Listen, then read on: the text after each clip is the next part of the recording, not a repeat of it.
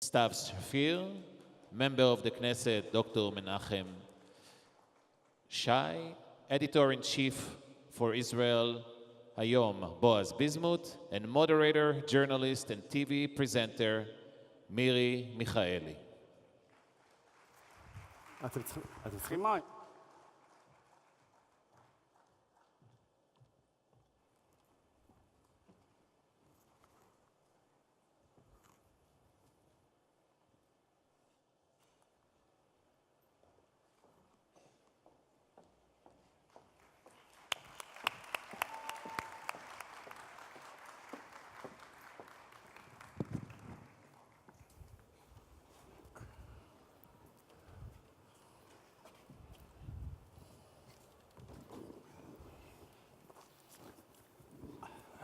Good afternoon, everyone. It is so wonderful to be here in this really heartwarming gathering. And I think we're all here today because we care about the Jewish future. That is why we should all be concerned about the growing gap between American Jews and Israelis and the increasing tension between these two pillars of global Jewry today. And I want to start with you, Barry.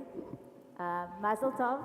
Thank you. On this really great award. Thank you. Much deserved. I wouldn't have showed up if I had known that was going to happen. We're very glad Thank you you. showed up. So you invest a lot of time and energy in trying to figure out how to bring Israelis and American Jews together. And I'd like to hear your thoughts about this issue. Sure. First of all, thank you very much for that tremendously undeserved honor. There are so many people here who have done so much more for the IAC, for the American Jewish community, for Israel. I think he deserves another round of applause, Yeah, for sure. Thank you.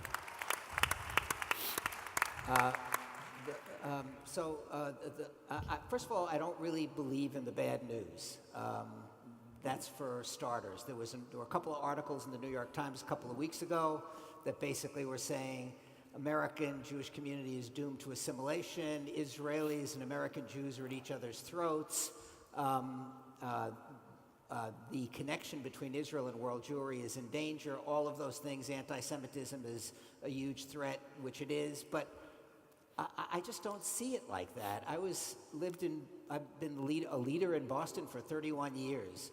So when people say Reform Jews don't care about Israel, I don't know. I see when AIPAC has a meeting, all the Reform rabbis in Boston and scores, dozens, hundreds of their congregants come out. They're not running away from Israel. They want to be part of Israel. They're desperate to be part of Israel. Inside the heart of every American Jew, every Jew in the world, someplace is this yearning to be part of something bigger. It's a yearning to be part of the Jewish people. This is not starting out at zero as if Jewish identity is already gone and there's nothing in our hearts that binds us together. There's everything in our hearts that binds us together. It's in the data. It's right there. But most of all, it's in this room. There's a wonderful midrash. Moshe is in front of the burning bush, and he asks God, do me a favor, give me a little help here. You're asking me to go to Egypt, the most powerful empire in the world, and free our people. He says, at least, tell me your name. And God says, Eheyeh she'eheyeh. And I think it was Rabbi Sachs who said, what the meaning of that is, I will be what I will be. God is saying, I will be what I will be, but you will determine the outcome. If there's going to be a split in the American Jewish community between Israel and the American Jewish community, Eheyeh she'eheyeh, God will be what God will be. But the people in this room and everyone like them will determine the outcome of this great opportunity that we have. It's very optimistic. It's good to hear. Boaz, why Yes. do American Jews think Israel has to accommodate their views on Aliyah and conversion, despite there not being a majority in parliament for such moves under current state of affairs? First of all, a personal message or a personal note. For my age, too much emotion. 2 weeks ago with Dr. Edelson, President, the Medal of Freedom. Today we heard, all of us, the speech of the Vice President Pence. Then Governor-elect DeSantis. I mean, I wish I could hear such speeches in Israel. Then Of course, now Barry Price. My age, too much emotion. But you're asking now a question which is very fundamental and very important and really preoccupies us in Israel. And yesterday, while we were preparing this debate, it was a bit vivid, no, Barry, I can say. It was vivid, very yeah. vivid. It was Yeah. very vivid. And there was to be very, to make it less vivid. So I sat in a deli, a kosher deli. It's still allowed for a Jew to sit in a kosher deli, Orthodox kosher deli. And I prepared, some of my thoughts as an Israeli journalist, Israeli editor-in-chief, what we think of those relationships between Israel and, of course, the Jewish community, not only the Israeli community in the United States, but the Jewish community in the world. So I say that we occasionally see that Israelis and the Jewish community in the US have their disagreements. That's a fact. US Jews occasionally voice opposition to Israeli laws passed by the Knesset and actions by the government. And Israelis sometimes criticize what US Jews do in America. But there is a bit of historical perspective. Even our greatest prophet, Moses, had to face opposition. Disagreement and conflict are okay, but we cannot let this become confrontation. US Jews and Israel should and always have been complementary. Now, enriching the debate should not be poisoning the debate. Just because Israel does a certain thing doesn't mean Jews in the US should change its overall policy towards Israel. Just because Israel passes certain measures on conversion, the Western Wall or Aliyah, doesn't mean Israel is no longer their second home. We can criticize Israel even from abroad, because Israelis love to debate and are passionate about everything. But let's not make Israel an issue in and of itself. Don't disengage from Israel, don't boycott Israel or its leaders just because of what Israel does. Rather, try to influence it by speaking directly to Israelis and making your case. Don't partner with others who hate Israel just to achieve a tactical victory that will only hurt Israel in the long run. Now, if you're against certain policies, fight against them. But don't fight against Israel. After all, Israel has a right to make decisions that are not popular, just like any other country. Ultimately, it is Israel electorate who will decide where the country is going and where the battle of ideas should never become a war. And if we speak about electorate, I would say here when I'm at the IAC and I see this beautiful Israeli community here in America, how much you're involved and how much you care when we speak about electorate, maybe a member of Knesset, Stav Shaffir, Nachman Shai, it's about time that those friends, Israelis, brothers, should vote too. For us. For us, for them, for them. Thank you, Boaz. Stav, does Israel have the responsibility to help American Jews pursue their agenda? Hello. First, I really want to thank you all for being here and for staying here to see this panel. And seriously, thank you so much for what you're doing. I want you to know that we don't take it for granted that you care so much for Israel and that you dedicate your time and efforts to continue in defending our security and the security and the justice for the Jewish people all over the world. So thank you very much.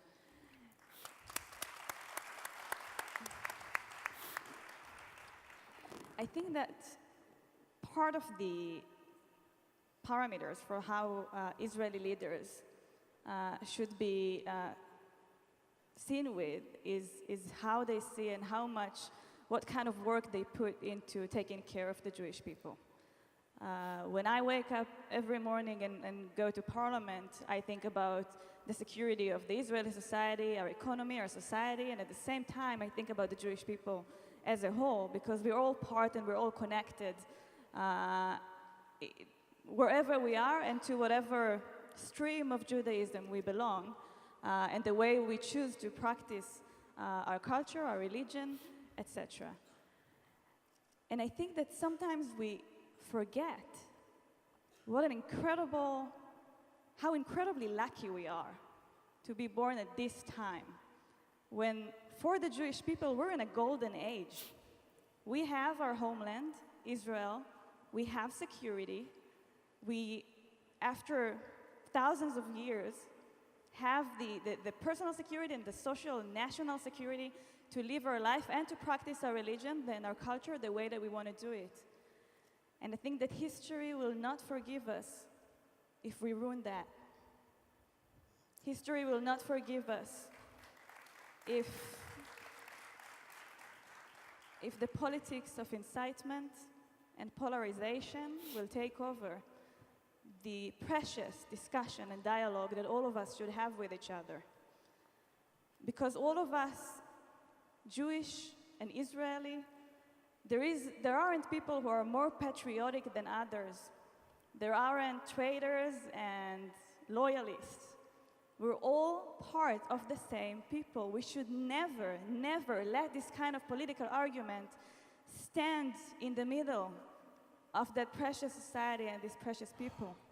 And this is something that when I see this happening in my country and when I see it happening here, I think that sometimes some of us forget our mission here. Our mission is to make sure that Jews feel free everywhere. Our mission is that Israel will remain the capital of the Jewish people, where Jewish life can flourish and people can feel free in whatever way they want to practice their life. And our mission is to continue the values of Judaism in the way that Israel lives its life, which means that we take care of the weak, that we work very, very hard to achieve peace, and that we make sure that we can be a free people in our country. להיות עם חופשי בארצנו. Thank you very much, Stav. Nachman, can Israel win the hearts and minds of American Jews without betraying the will of the Israeli voters? Well, good afternoon, everyone. Thank you, Miri. First of all, I'd like to thank you all. I've been this country scores of time, but I've never been to IAC conference. It's a very refreshing and encouraging opportunity to see Israelis all around the country coming together, using their resources, and of course, many thanks to Sheldon and Miri Edelson, and becoming a significant power both in America and in Israel.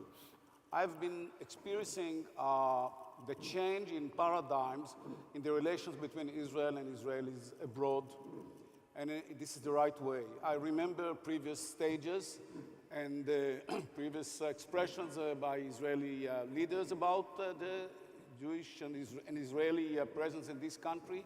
It has dramatically changed. The world has changed, and our attitude toward Jews in the diaspora, including the Israelis, has changed as well. And I'm glad this is the right way to go. In our world now, we have to recognize that people move quickly from one place to another, from one continent to another, and the role you can and actually should play in our life now is very significant and very important, both to you and to us.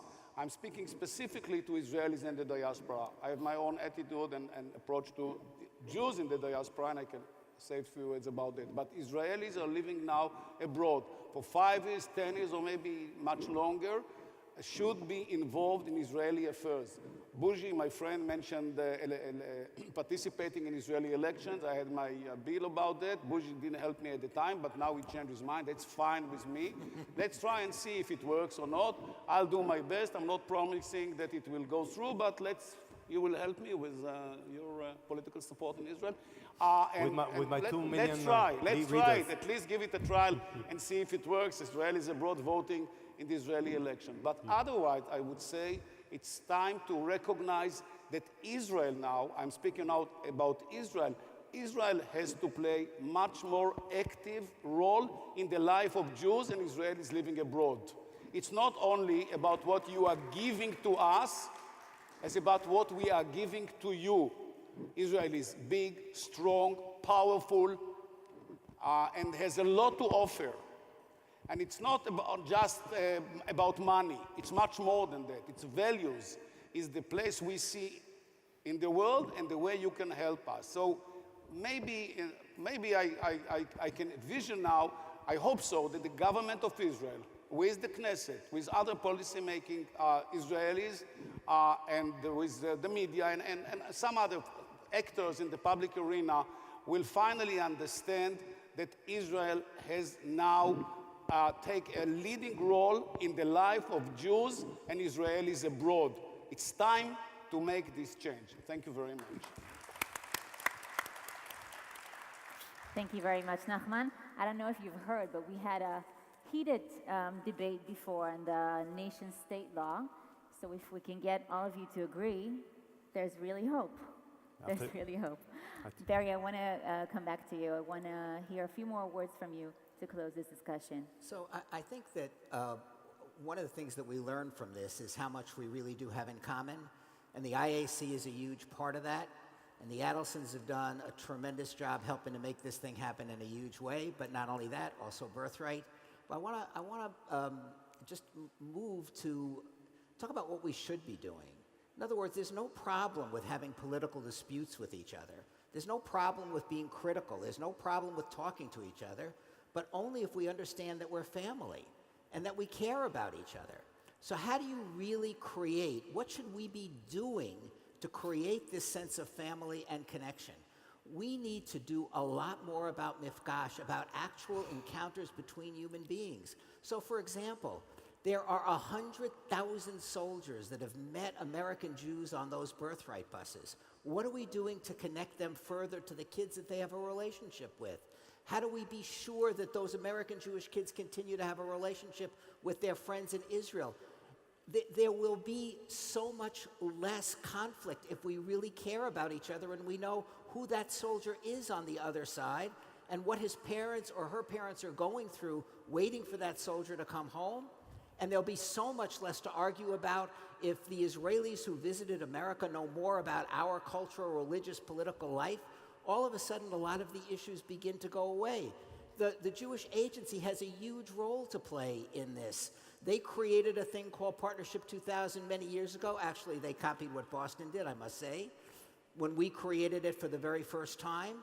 But when they went on and created a partnership together, you could make that 7 times bigger, 10 times bigger. In Boston, we're dedicating way more money to it, and therefore, we have thousands of young children coming from Israel to the United States. Every teacher in Haifa has already been in Boston. Most of the Jewish school teachers of Boston have been in Haifa. This is not brain surgery.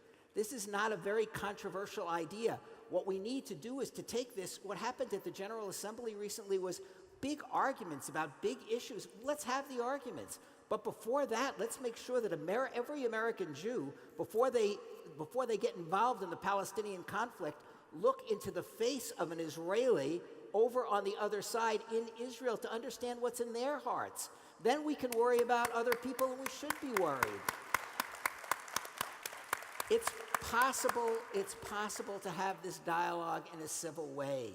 As Stav said so beautifully, we can't let our own political internal arguments overshadow our love for the Jewish people and our commitment to each other. And every one of these things is possible. The GA was funny for one important reason, no mention of the IAC, no mention of Birthright, no mention of people-to-people projects. All of the things that can actually make things different were sort of absent, and instead we were talking about things in the abstract that are not resolvable. Just want to end with one idea. Okay, this is. If you'll permit me, after Sure, our vivid discussion yesterday, look how calm and nice we are now. Sure. Only to say that, it is true, as Deputy of Knesset Stav Shaffir said, we come from a very strong country today, Israel, and she's totally right. And that is why also, although we're very strong today, we would like to stay strong, and that is why we need you to keep us strong and not to weaken us. And when you weaken us, you weaken you. That's one thing. And secundo, a personal thing, something really personal, because it's the end of the day, I think, or the end of the schedule of today. A few weeks ago, I was in America, and I was with an Israeli friend sitting in one of the rows here, and I was looking in the shop, and there was a sweater. And as you know, I have the Israeli flag tattooed in my heart. And that sweater had the American flag. And he said, how can you, Israeli editor-in-chief of the biggest Israeli newspaper, buy a sweater with the American flag? After hearing today these amazing speeches of a vice president and of the governor, I am so happy that I bought this sweater. Thank you very much. There, you wanted to say a few more words? So I very much identify with what Stav said.